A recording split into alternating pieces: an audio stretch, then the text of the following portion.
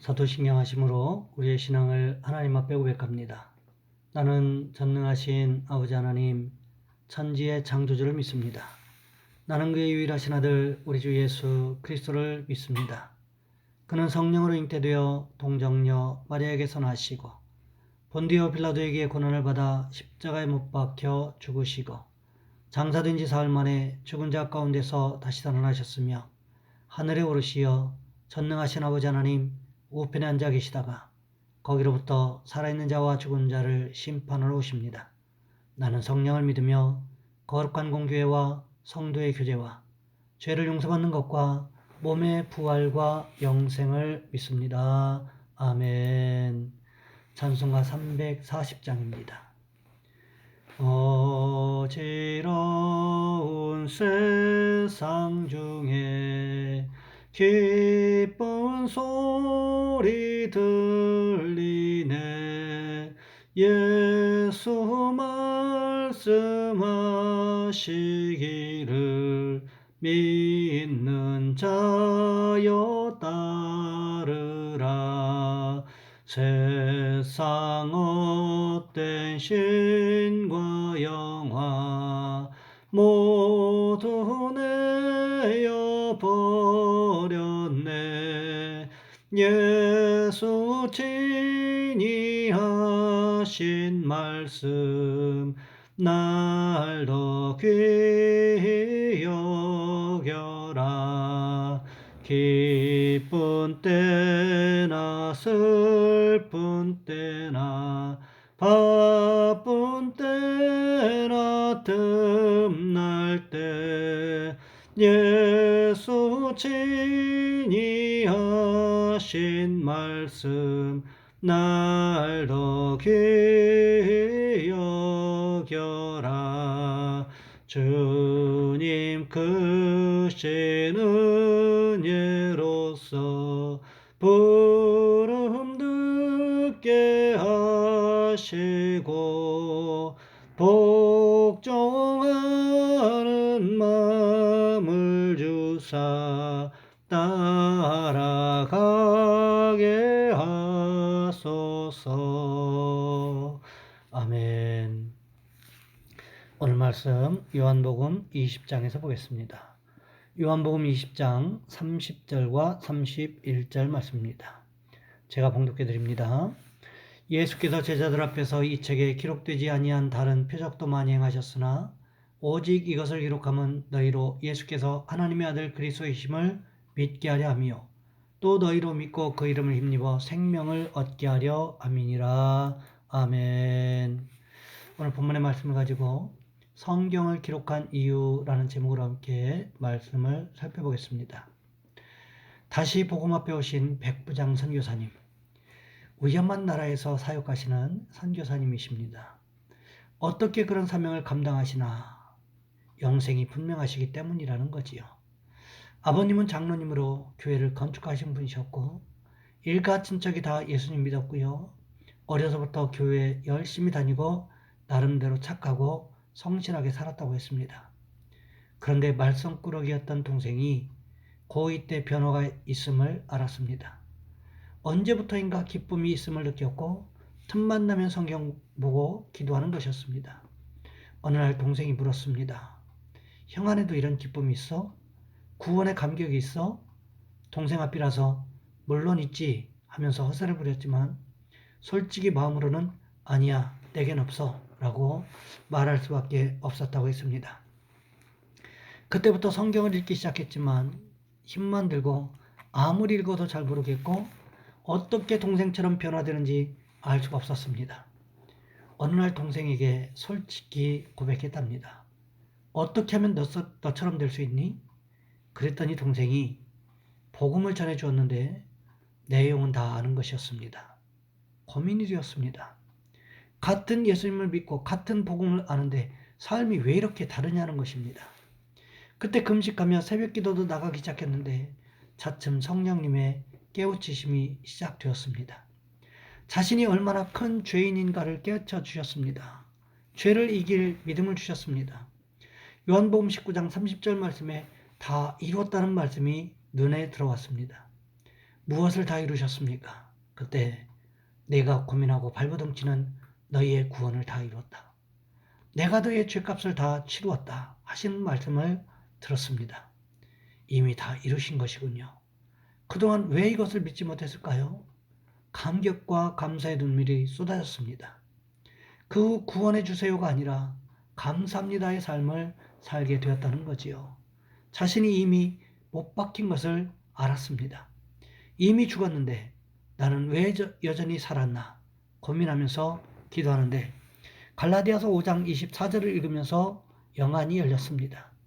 갈라디아서 5장 24절 말씀. 그리스도 예수의 사람들은 육체와 함께 그 정욕과 탐심을 십자가에 못 박았느니라. 이미 못 박혔지만 계속 못 박아야 함을 알았습니다. 나중에 선교사로 나가도록 만들어 주셨다고 했습니다. 어떻게 이렇게 될 수가 있었을까요?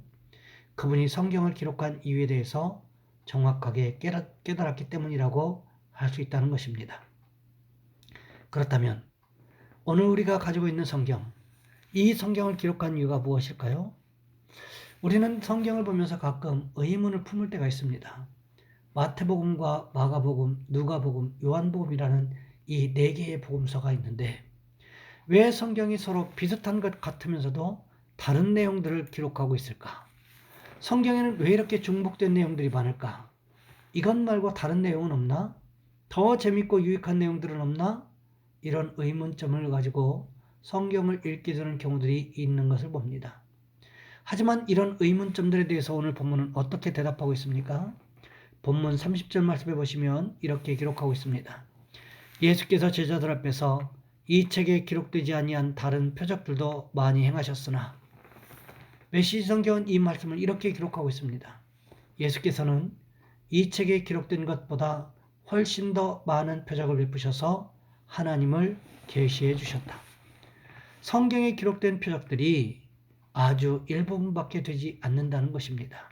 그렇다면 성경에 기록된 표적보다 더 많은 표적들은 왜 기록하지 않았을까요? 이런 말씀을 하시는 분들이 계십니다. 그것에 대해서 성경은 이렇게 기록하고 있습니다. 요한복음 21장 25절 말씀해 보시면 예수께서 행하신 일이 이 외에도 많으니 만일 낱낱이 기록된다면 이 세상이라도 이 기록된 책을 두기에 부족할 줄 아노라. 만일 예수님이 행하셨던 모든 일을 일일이 다 자세하게 책에 기록된다면 어떻게 될 것이라고요? 그 분량이 너무 많아서 이 세상에 둘 수 없을 정도로 이 세상이 비좁을 것이라고 성경은 기록하고 있는 것을 볼 수가 있습니다. 성경은 예수님께서 행하셨던 모든 일을 다 기록한 것이 그 목적이 아니었다는 것을 요한을 통해서 분명하게 기록하고 있는 것을 볼 수가 있습니다. 가만히 생각해 보시기 바랍니다. 우리가 역사적인 위인전을 읽어보더라도 그 사람의 평생을 기록하지는 않습니다. 어떻게 합니까? 다른 사람들이 읽고 교훈이 될 만한 에피소드들을 모아서 기록하고 있다는 거지요. 뿐만 아니라 위인전에 기록될 사람의 훌륭한 면면들만을 골라서 기록하게 된다는 거지요. 그 사람이 어떻게 태어났는지, 그 사람이 어떻게 살아왔는지, 그가 어떤 일을 해왔는지에 대해서 자세하게 기록하고 있지는 않다는 것입니다. 마찬가지로 성경도 어떠하다는 것입니까? 예수님에 대한 모든 이야기를 다 기록한 것이 아니라 꼭 필요한 에피소드, 하나님의 구원 사역에 꼭 필요한 것들만 골라서 성경 안에 담고 있다는 것입니다. 우리가 생각해 보면 성경은 다른 위인전들과 또 다른 점이 있습니다. 무엇일까요?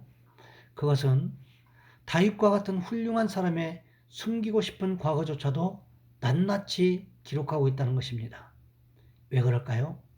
다윗에게는 부끄러운 개인사이지만 이 일을 통해서도 다윗도 여전히 죄악 가운데 살아가는 부족한 인간이라는 점을 보여줌과 동시에 그러하기에 다윗도 여전히 하나님의 은혜가 필요한 사람이라는 점을 보여주기 위해서라는 것입니다. 뿐만 아니라 밧세바 간음 스캔들이 다윗 왕궁 전체를 뒤흔들었던 가장 큰 스캔들이었기 때문에 이런 중요한 사건들을 성경은 꼭 기록하고 있다는 것입니다. 반면에 생략해도 상관없는 사건들은 과감하게 생략한 것들을 이스라엘 역사를 통해서 볼 수가 있다는 거지요. 여러분, 그렇습니다.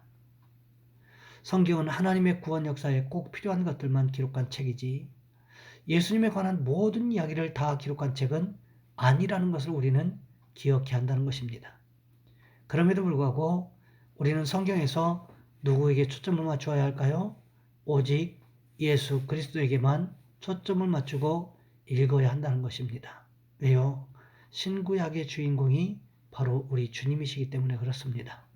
역사의 주인공이 바로 우리 주님이시기 때문에 그렇습니다.